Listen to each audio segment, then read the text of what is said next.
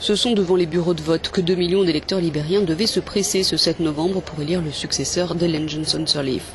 Mais la Cour suprême du pays en a décidé autrement en suspendant sine die ce second tour. Elle a ordonné à l'ANEC, c'est-à-dire à la Commission électorale nationale, d'examiner un recours déposé par un parti de l'opposition pour fraude au premier tour. Elle lui interdit d'organiser le second tour avant d'avoir enquêté.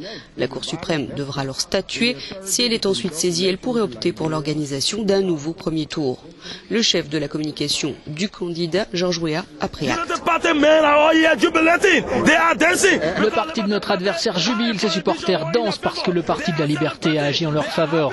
Ils fêtent ça, ils sont contents parce que leurs funérailles ont été repoussées, mais peu importe combien de temps cela prendra. 50 ans ou plus, je peux assurer au peuple libérien que le jour viendra où le gouvernement sera dirigé par la CDC, par la coalition pour le changement démocratique, par son président qui accédera à la présidence de la République du Libéria. La commission électorale a jusqu'au 22 novembre pour se prononcer sur les fraudes.